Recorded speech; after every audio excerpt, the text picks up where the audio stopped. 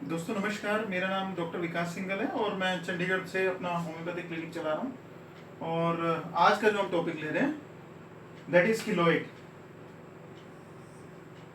आप में से किसी न किसी ने हमारे क्लिनिक में इस तरह के पेशेंट्स काफ़ी देखे होंगे जो किलोइड यानी एबनॉर्मल स्कार के पेशेंट्स होते हैं, जहाँ पे किसी भी तरह की एलिमेंट्स फ्रॉम सर्जिकल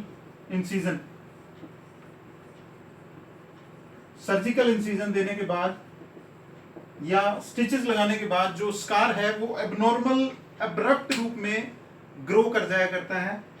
और जैसा कि लिखा भी है, keloid is nothing but it is an abnormal scar that grows beyond the boundaries of the original site of the skin tissues. जो ओरिजिनल साइट है स्कार का, जहां बनना चाहिए, जिस तरीके से बनना चाहिए, उससे कहीं एक्स्ट्रा अब्रप्टली वो ग्रो कर जाता है। and sometimes it shows overgrowth of the scar margins. It shows overgrowth of the scar margins. And जो पेशेंट हमारे पास फीचर्स लेकर के आता है वो आता है मोस्टली अपर ट्रंक में ये हुआ करते हैं, या तो अपर आर्म में कहीं होगा, shoulder, behind the shoulders, near the scapula, and over the back, on the breast and on the chest, different areas, but mostly on the upper trunk. क्यों होता है, क्या कारण है, ऐसा कोई थ्योरी अभी तक सामने नहीं आ पाई है। Causes are totally unknown. तो जो पेशेंट फीचर्स लेकर के आता है वो लेकर के आता है इचिंग, खारिश होती है, पेशेंट को बहुत ज़्यादा खारिश होती है। पेशेंट बोलता है पेन भी होता है, अगर उसको दबाते हैं तो पेन होता है। बट अगर हम उसका एक फ्रेमवर्क चेक करें तो कोलेजन टिश्यू जो होता है और कनेक्टिव टिश्यू, उसका जो रीडिस्ट्रीब्यूशन चैनल बनता है वो यूनिफॉर्म नहीं होता है। जैसे नॉर्मली, जैसा कि आपने फोटोग्राफ में भी देखा है, नॉर्मली अगर हीलिंग के बाद स्कार टिश्यू बनना चाहिए तो जो कोलेजन फाइबर्स हैं, जो बंडल्स हैं, वो एक सीरीज में आना चाहिए। यहाँ क्या होता है, अब्रप्टली स्कार टिश्यू जो है वो अब्रप्टली कहीं से कहीं तक भी ग्रोथ हो सकता है, और स्कार आपको जिस एरिया में बनना चाहिए उससे भी कहीं एक्स्ट्रा जगह पे स्कार बन जाएगा, और काफ़ी लंबा चौड़ा इसका डिस्ट्रीब्यूशन होता है।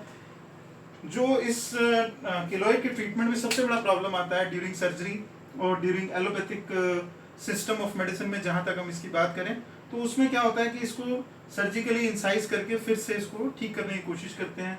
प्लास्टिक सर्जरी में भी इसके काफ़ी ऑप्शंस आ गए हैं। बट अगर मेडिसिनली हम लोग बात करें तो homeopathy is the only answer for keloids. In homeopathy what we do is we take the proper constitutional symptoms of the patient and we prescribe on that particular constitutional symptom and we prescribe the constitutional remedy to the patient. And जब अंदर से healing हो जाती है, psychosomatic characters को जब हम लेते हैं तो उसमें ऑलरेडी जो पेशेंट्स को प्रॉब्लम्स होती हैं उसके साथ साथ किलोइड की भी जो हीलिंग है वो भी पूरी तरह से हो जाती है।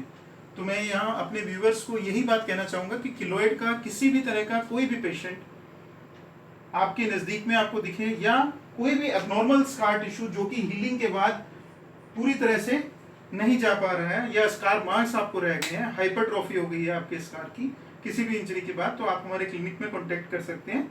और हमारे क्लिनिक का नंबर है 017246114747, और आप हमारे फेसबुक पेज पर भी आप लॉगिन कर सकते हैं, that is facebook.com/singhal homeo clinic, SINGHAL HOMEOCLINIC।